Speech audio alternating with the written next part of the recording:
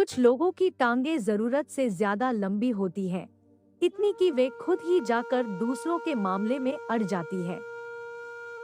ऐसे ही अप्राकृतिक टांगों वाले व्यक्ति हैं मेरे बड़े भाई सुधीर भैया।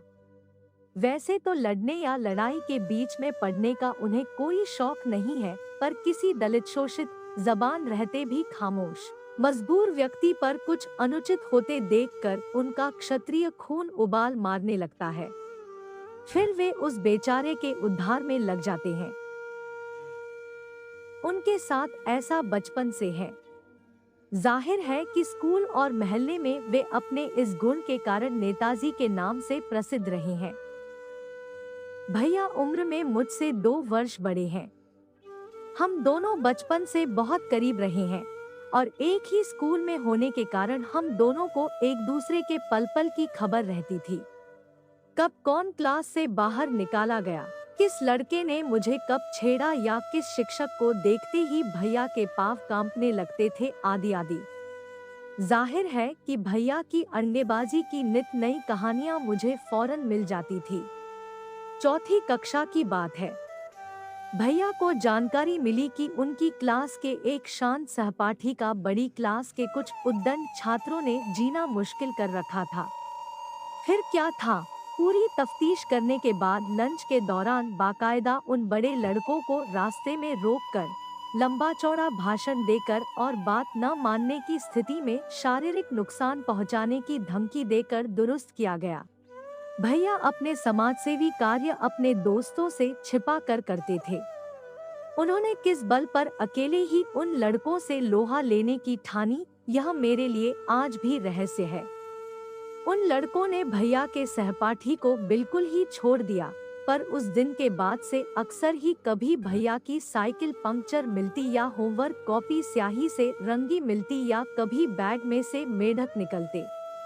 भैया का उन लड़कों से पीछा तभी छूटा जब हम दोनों का स्कूल बदला। इसके बाद घटनाएं तो कई हुई, किंतु सबसे नाटकीय प्रकरण तब हुआ जब भैया कक्षा 9 में थे।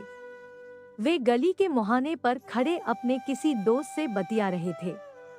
सामने सड़क पर इक्का दुक्का गाड़ियां निकल रही थी। लैंप पोस्ट की रोशनी बहुत अधिक न होकर भी पर्याप्त थी। एक बूढ़ी दादी डंडे के सहारे मंथर गति से सड़क पार करने लगी। एक मारुति कार गलती से F1 ट्रैक से भटककर फैजाबाद रोड पर आ गई थी। दादी जी की गति तो ऐसी थी कि बैलगाड़ी भी उनको टक्कर मार सकती थी। उस कार चालक ने बड़े जोर का ब्रेक लगाया और दादी जी बाल बाल बच गई। वह रुकी हुई कार रुकी ही रही। भैया और उनके मित्र के एकदम सामने ही बीच सड़क पर खड़ी उस कार की अगली सीट की खिड़की का शीशा नीचे गिरा और तीखे स्त्रीकंठ में बुढ़िया के बाद कुछ अपशब्दों की बौछार बाहर आई। भाई साहब को बुरा लगना लाजिमी था, टांग अड़ाने का कीड़ा जो था। मैडम, वे बहुत बूढ़ी है, जाने दीजिए, कोई बात नहीं। वैसे आप लोग भी काफी तेज आ रहे थे। भैया के ये मधुर वचन सुनते ही वह महिला गोद में बैठे 3 से 4 साल के बच्चे को अपनी सीट पर पटक, तुझे तो मैं अभी बताती हूँ, कहते हुए क्रोध से फुंफकारती हुई भैया की तरफ बड़े आवेश में लपकी। और फिर जो हुआ वह बड़ा अनापेक्षित था।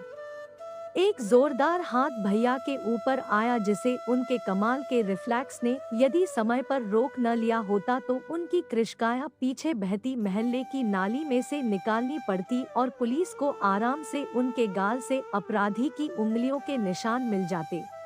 बचते बचते भी उक्त महिला की मैनिक्योर्ड उंगली का नाखून भैया के गाल को छू ही गया।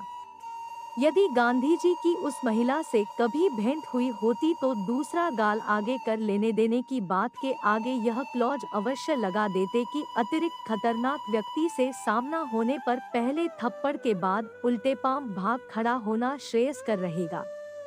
असफल हमले की खिसियाहट और छोटी मोटी भीड़ के इकट्ठा हो जाने से वह दम्भी महिला क्रोध से कांपती भैया को अपशब्दों के साथ देख लूंगी की धमकी देते हुए कार में बैठकर चली गई।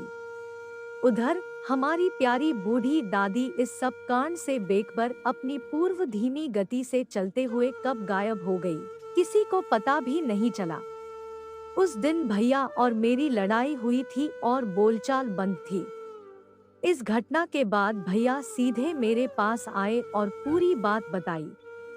वे घबराए हुए थे। 15 वर्ष की संवेदनशील उम्र में दर्शकगण के सम्मुख अपरिचित से थप्पड़ चेहरे पर भले न लगा हो, आह पर खूब छपा था। पर क्या भैया सुधरने वालों में से थे? भैया इंजीनियरिंग के प्रथम वर्ष में थे। घर से दूर जाने का प्रथम अनुभव, उस पर कॉलेज की नई नई हवा। उनकी क्लास में हमारे ही शहर का एक अतिसल छात्र था जिस पर कॉलेज के कुछ अति विशिष्ट, अति सीनियर और अति उद्दंड लड़कों की एक टोली ने अपना निशाना साध लिया था। बेचारा दिन रात उनके असाइनमेंट पूरे करता रहता था। छुट्टी वाले दिन उनके कपड़े धोने से लेकर खाना बनाने का काम करता था। यह अगर कम था तो उस गरीब को टोली के ऊबे होने की स्थिति में अपनी नृत्य कला और संगीत कला से मनोरंजन भी करना पड़ता था। दूर दूर तक किसी में भी उन सीनियर लड़कों को रोक सकने या डिपार्टमेंट हेड तक यह बात पहुंचा सकने की हिम्मत नहीं थी। स्थिति अजीब तो थी पर अकेले व्यक्ति के संभाले जा सकने वाली भी न थी। जानकर अपना सिर कौन शेर के मुंह में देता है, यह प्रश्न भले ही अलंकारिक है पर इसका उत्तर है मेरे बड़े भैया। परिणाम निश्चित था। मिला भी गनीमत यह थी कि इस कांड के तुरंत बाद ही दशहरे की छुट्टियां पड़ गई। किंतु भैया अब भी समझ गए होते तो यह कहानी आगे क्यों बढ़ती। जख्मों से विभत्स बना चेहरा और प्लास्टर लगा पैर लेकर भैया, हमारे चचेरे बड़े भाई बहन प्रियंका दीदी और आलोक भैया के साथ दिल्ली के अति व्यस्त रेलवे स्टेशन पर लखनऊ की ट्रेन का इंतजार कर रहे थे। दीदी भैया की नासमझी, छोटी हूँ इसलिए मूर्खता कहने की धृष्टता नहीं कर सकती, से इतनी नाराज थी कि उनसे बात ही नहीं कर रही थी। आलोक भैया भाई साहब से पहले ही लंबी चौड़ी गुफ्तगू कर चुके थे।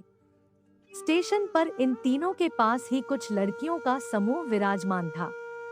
वे सभी अपनी यूनिवर्सिटी की पेट भर बुराई करते हुए स्टेशन से खरीदे अखबार व पॉलिथीन में बंधे भोजन का लुत्फ उठा रही थी।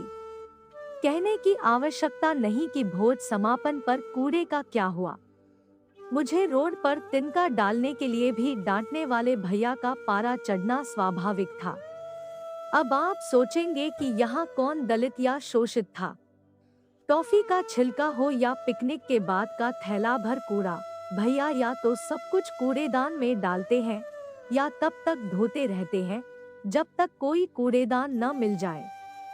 उन शिक्षित लड़कियों के करकट विसर्जन के समापन की देर थी कि भैया दंदनाते हुए, जितना प्लास्टर के साथ संभव था, गए, कूड़ा उठाया और लंगड़ाते हुए जाकर वहां रखे कूड़ेदान में डाल आए। वापस आकर कोई वजनी बात कहना आवश्यक हो गया था। सो उधर गए और बहुत आक्रामक मुद्रा में बोले, बैठकर यूनिवर्सिटी की बुराई करना आसान है पर अपनी बुराई देख पाना बहुत कठिन होता है। इस डायलॉग संचालन का उद्देश्य था उन युवतियों को ग्लानि से त्रस्त कर उनकी बुद्धि जागृत करना, पर हुआ इसका उल्टा। लड़कियों ने भैया की ओर ऐसे क्रोधाग्नि में जलते बाण लक्ष्य किए कि सब उनकी ओर पीठ फेर कर बैठ गए। भाई साहब की कमीज में आग नहीं लगी, आश्चर्य है। उनमें से एक के पिताजी जो साथ ही थे, भैया के पास आए और ज्ञान देने की मुद्रा धारण कर बोले, बेटा, प्यार से कहने से बात अधिक समझ आती है। स्वामी दयानंद सरस्वती ने यही बात समझाई है।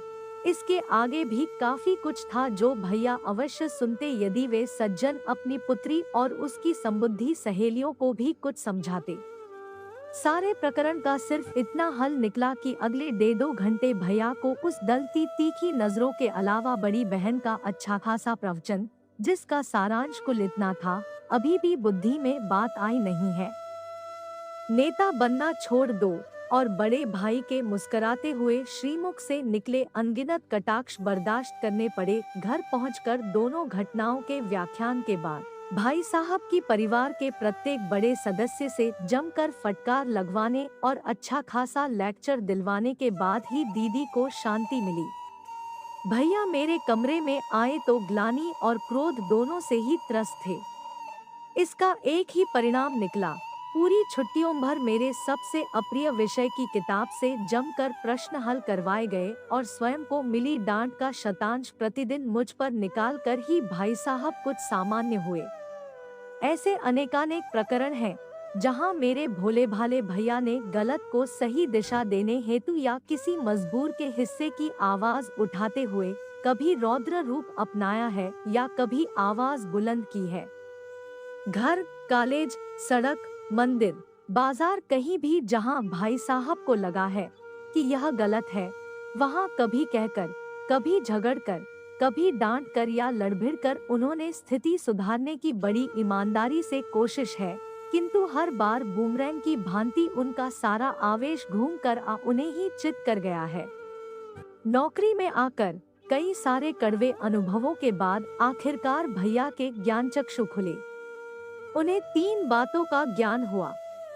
पहली, चुप रहना या बर्दाश्त करते रहना हमेशा सीधे सरल या कमजोर व्यक्तियों की मजबूरी नहीं होती, बल्कि अक्सर ही घाघ, घुनने और कानिया व्यक्तियों का गुण भी होता है। दूसरी, लोगों की जिह्वा और कान दोनों को ही मीठे का चस्का होता है। तीसरी और आखिरी, बेगानी शादी में दीवाने अब्दुल्ला साहब की रेड़ पिटनी तो पहले से ही निश्चित होती। मेरे भैया यह आत्मज्ञान पा जाने के बाद से बहुत ही अधिक शांत हो गए हैं, सदा ही पांव समेट कर चलते हैं। पर मैं, जो उन्हें अच्छी तरह से जानती हूँ, यह समझती हूँ कि उनके लिए यह कितना भारी काम है। खैर, भैया शांत भले ही हो गए हों, लेकिन स्कूल और कॉलेज के सभी दोस्तों के बीच उनका नाम अभी भी नेताजी ही चलता है। आपका समय निकलकर हमारे साथ था, इसके लिए आपका धन्यवाद। अगली बार फिर से मिलते हैं नए और रोचक वीडियो के साथ। चैनल को सब्सक्राइब करना न भूलें। धन्यवाद और शुभकामनाएं।